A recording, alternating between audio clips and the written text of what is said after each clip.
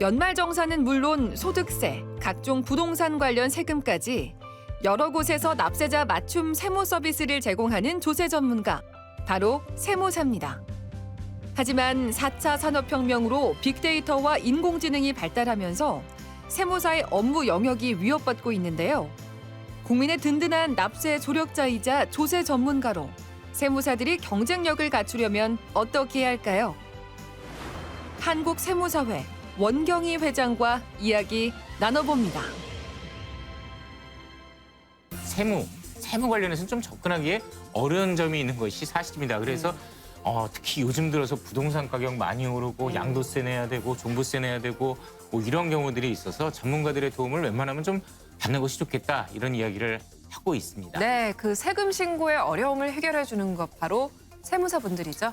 그래서 오늘은요, 한국세무사회 원경희 회장님과 이야기를 나눠보는 시간 가져보도록 하겠습니다. 자, 한국세무사회 회장이라고 말씀을 하셨는데 이게 친목단체라고 생각을 해야 됩니까? 아니면 변호사협회처럼 어떤 사회적인 기능, 뭐 내부에서 내외적으로 어떤 기능을 하는 역할을 하고 있다 이렇게 생각을 해야 돼요. 조세 전문가, 경제 전문가인 네. 법정 단체입니다. 네, 우리 세무사들이. 그래서 15,000 세무사들이 지금 이제 가입돼 있고 또 우리 세무사회는 7개 지방 세무사회가 있고 그 네. 밑으로 또 128개 지역 세무사회로 이렇게 구성된 이제 세무사회이고요. 예. 그리고 이제 세무사회는 세무사들의 그 업역을 보호하고 또 국민들, 납세자들이 이제 그 공평 과세를 받을 수 있도록 도와주는 그러한 세무사들의 이제 그런 단체들이죠. 이제 곧 5월입니다. 우리 세무사분들께서 좀 바쁜 시기가 오지 않나 싶은데 종합소득세 신고의 날이잖아요.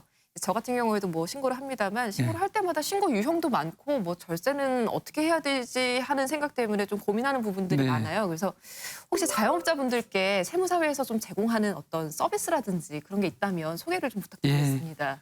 매월 연말정산을 하는 직장인들은 13월에 보너스다. 맞아요. 라고 해서 그렇죠. 이런 것들을 기대하고 있는데 이런 그 연말정산을 하는 그런 분들 이외에 자영업자, 프리랜서 같은 분들은 이제는 5월달 종합소득세를 통해서 그 직전 연도에 모든 소득에 대한 세금을 이제 납부하게 되는데 거의 대부분의 많은 분들이 이제 세무사들의 도움을 받고 있지만 새롭게 세무사의 도움을 받아야 될 그런 분들이 많이 있습니다. 맞습니다. 그래서 우리 한국세무사회에서는 매년 3월 3일, 9월 9일 요때 세무사 무료 상담 주간을 설정을 해서 이제 국민들에게 대국민 서비스를 하고 그리고 이제 세무사들은 행정안전부랑 나눔 세무사 제도를 같이 운영을 하고 앞으로 우리 세무사들은 이제 이런 그 종소세 그 기간이 되면 우리 세무사들이 하고 있는 그런 부분들도 알리지만은 그 국민들이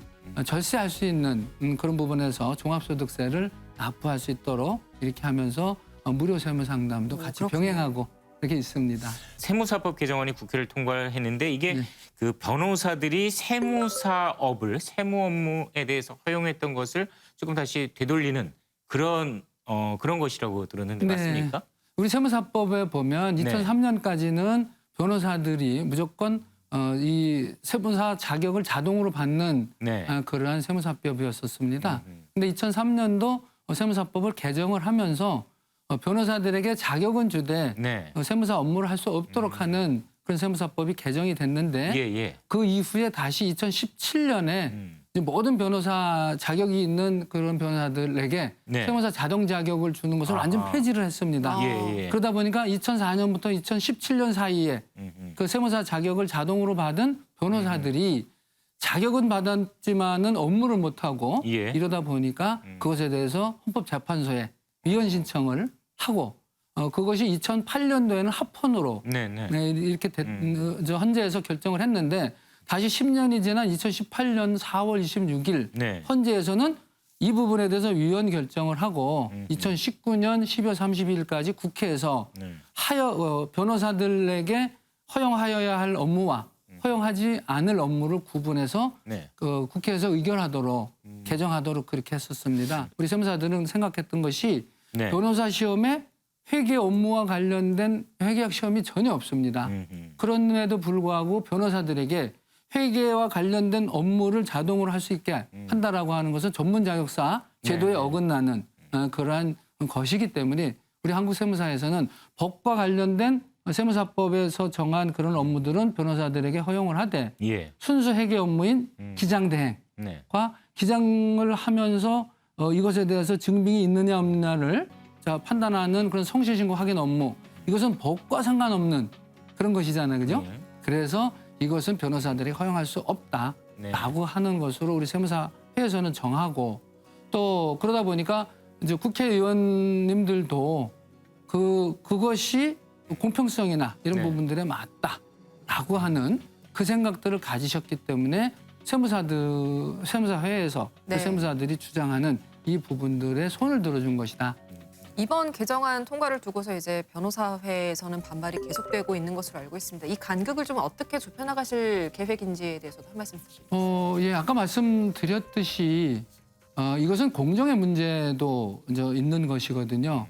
변호사는 변호사가 해야 될 업무가 있고, 우리 세무사들은 세무사들이 해야 할 업무가 있고, 네네. 그리고 변호사와 세무사 이외에 다른 전문 자격사들도 그들이 하여야 할 업무들, 그것을 무엇으로 증명이 되느냐라고 하는 그것이죠. 결국은 시험을 통해서 합격한 자만이 네. 그 업무를 볼 수 있다라고 하는 그런 것이잖아요. 그런데 헌재에서도 지난 7월 15일 날, 2021년 7월 15일 날 네. 변호사들이 위헌 신청했었던 그 2017년도에 완전 자동 자격을 폐지한 네. 이것에 대해서 그것도 합헌이다라고 헌재에서 결정을 했거든요. 예. 그래서 지금 이 일부 변호사들과 또 변호사협회는 네. 이번에 세무사법 2021년 11월 23일 정부에서 통과한 세무사법에 대해서 다시 위헌 결정 신청을 했습니다. 예, 예. 그렇지만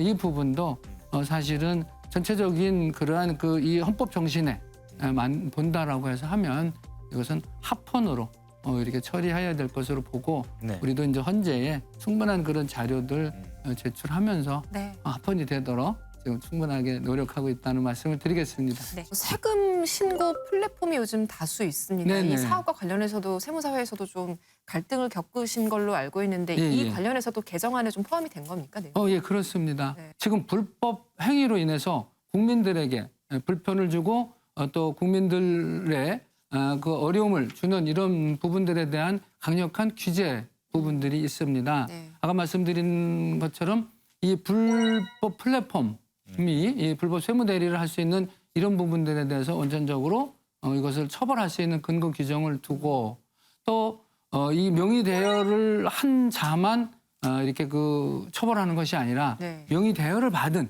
이런 자도 처벌할 수 있는 이런 부분들에 대한 규정, 그리고 또 세무사 자격이 없는 등록하지 않은 그런 세무사 아닌 그런 자들이 광고 행위를 하는 이런 부분들에 대한 처벌 행위, 그리고 또 이 국세청에 근무하다가 또 이제 그만둔 그런 네. 5급 이상의 그런 그 세무사들이 정관 예우를 받는 이런 조항들도 이제 받을 수 없도록 하는 여러 가지 이제 조항들이 들어가 있습니다. 세무사분들 명함을 보면 네. 국세청에서 뭐 근무를 네. 했다. 내가 어디까지 고위직까지 거쳤다. 그렇습니다. 이런 것들이 적혀 있는 경우가 있는데 네, 네. 사실 변호사 시장도 비슷한 네, 네. 전관예우를 기대하시고 일을 맡기시는 분들이 계시거든요. 네, 그렇죠. 세무사 쪽도 비슷합니까? 그렇습니다. 지금 뭐 이제 또 정관 예우라고 하는 것은 네. 이제 많이 그 업무를 알고 있다라고 하는 이런 것들도 이제 있지만, 내가 많은 사람들을 이제 알고 있다라고 하는 그런 것들도 있고 그렇기 때문에 예, 예. 납세자 입장에서는 그런 분들과 또 세무 업무를 하고 싶은 이런 것들도 있어서 네, 네. 이제 그 정관 예우에 대한 이제 그런 것들이 많이 이제 작용을 했는데, 네, 네. 이것을 이제 세무사법에서 아예 네, 이제 네. 그 1년 전에 이제 근무했었던 여기까지는 이제 업무를 볼 수 없도록 하는 정관 예우 규정이고, 그렇다고 하면 그것은 일반 이제 국세청에 근무하지 않은 네. 세무사들과 또 국세청에 근무했다가 나온 그런 세무사들과의 이제 출발점을 같게 하자는 거잖아요. 네. 그렇죠. 네, 그래서 이 세무사법에 대해서 출발점이 같아졌으니까 이제 모든 세무사들이 이제 공정한 그런 룰에 의해서 이제 업무를 볼 수 있도록 이렇게 하는 것이 다라고 하는 것으로 그래서 세무사법에 개정 조항으로 이렇게 들어간 것입니다. 세무사회 같은 경우는 또 지금 봉사활동 이렇게 법정단체 분들이 봉사활동에 상당히 좀 집중을 많이 하세요. 그래야지 뭐 전체적인 그 직업과 관련된 이미지 개선이라든가 네. 또 실제로 사회에 어떤 기여를 할 수 있는 그런 부분이 있어서 네. 좀 집중을 하시는데 세무사회도 마찬가지시죠? 그 뭐 전문 자격사 단체들이 어떤 재해가 발생되고 그러면 금전적으로 네. 이렇게 이제 봉사도 하고 하는 이런 부분들이 있습니다. 그래서 우리 세무사회도 지난번 2020년도 같은 경우에 대구 지역에 네. 또 코로나19로 인해 상당히 힘들 때 우리 한국세무사에서 5천만 원, 또 대구지방에서 2천만 원 이렇게 하기도 했고 예, 예. 또 지난 그 고성 산불이나 경북 네. 산불이 났을 때도 우리 한국세무사에서 3천만 원, 대구지방에서도 2천만 원 이렇게 한 이런 부분들도 있지만 우리가 이제 기본적으로는 요번에 네. 한국세무사에서는 이제는 재해재난이 있을 때 가장 먼저 달려가는 세무사회가 있어야 돼야 된다라고 하는 그런 정신으로 네. 지난 2022년 2월 10날 우리 한국세무사에서는 세무사회 드림봉사단을 창단을 했습니다. 네. 근데 사실 제 개인적인 생각인데 거기서 이렇게 성금을 내시거나 아니면 뭐 저희 가서 열심히 뭔가를 예. 옮겨주시거나 이렇게 육체노동을 통해서 뭔가 해주시는 것도 중요하겠지만 그런 부분에 있어서 항상 정부에서 지원 대책이 세제 혜택이라든가 뭐 예, 이런 그렇죠. 것들이 꼭 나오지 않습니까? 예, 예. 그때 쌓고 계신 지식을 이용해서 좀 설명을 도움을 해주신다던가 주시면. 그러면 예. 참 좋을 것 같은데 어떻습니까? 그렇습니다.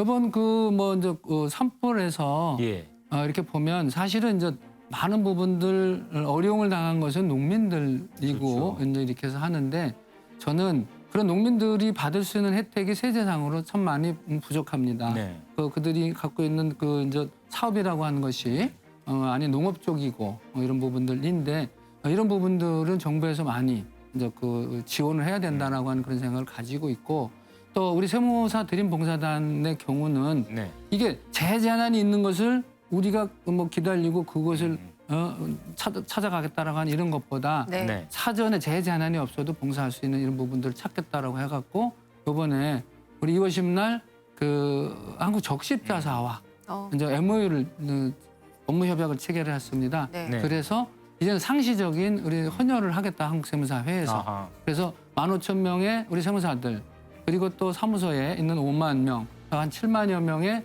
세무사 가족들이 매년 상반기, 하반기로 나눠서 헌혈 봉사하는 것으로 이제 이렇게 했습니다. 그래서 이번 4월 12일부터 14일까지 전국에 네. 우리 세무사들이 헌혈 봉사를 했고 이번 6월 달까지 1차 헌혈 봉사 다시 이제 하반기 봉사를 하면서 진행하기로 하고 그리고 재해재난이 있으면 가장 먼저 달려가는 그런 세무사 회가 되도록 그렇게 하고 있습니다. 네. 예. 세무업계의 상황을 좀 여쭤보려면 코로나19가 역시 빠질 수가 없을 것 같습니다. 뭐 소기업도 소상공인도 많이 어려워지면서 그 여파가 이제 세무사들한테도 많이 좀 미치지 않았을까라는 그런 생각도 들거든요. 예. 좀 분위기는 어떤가요? 지난 2년간 코로나로 인해서 사실은 이 비대면의 시대가 우리 일상을 많이 바꿔놨잖아요. 그죠? 그렇죠. 그런데 이 일상을 바꿔놓은 이면에는 또 국민들도 힘들고 이렇게 했지만 결국은 이제 소기업 소상공인들이 상당히 많이 힘들었습니다. 이 부분이 결국은 세무사 업계에도 바로 이렇게 이제 닥쳤는데 네. 우리 세무사들은 이제 이 비대면의 시대에 세무사들은 좀 더 우리 많은 부분들 교육도 스스로 해야 되고 그다음에 또 이 납세자들에게도 이 비대면의 시대에 가야 될 이런 부분들을 또 설명들도 이렇게 해야 되고 그래서 그것에 저희들 이제 중점적으로 이렇게 했습니다. 그래서 우리 한국세무사회에서 세무사들이 이제는 소기업 소상공인들의 멘토가 돼서 네. 그 기업들에 깊숙이 들어가서 그들이 사업이 잘 되게 이렇게 네. 하는 것이 목표다. 그래서 우리가 그동안은 사업자들의 어떤 장부, 기장한 것을 이제 사후에 정리해주는 이런 것들뿐만이 아니라 네. 이제는 사업자들과 한 마음이 돼서 그 사업자들의 사업이 잘 되도록 하는 이러한 부분들로 더 다가가는 그런 계기가 됐다. 이런 말씀을 드릴 수 있습니다. 이제 5월이잖아요. 또 네. 세금도 성실하게 신고해야 하는 달인데 마지막으로 당부 말씀 부탁드리겠습니다. 우리가 사업을 하다 보면 매출은 수입 금액으로 이렇게 되고 또 거기에 대한 원가는 비용 처리를 하게 됩니다. 그러면 세금은 이 수입에서 비용을 차감한 수익을 가지고 세금을 계산하게 됩니다.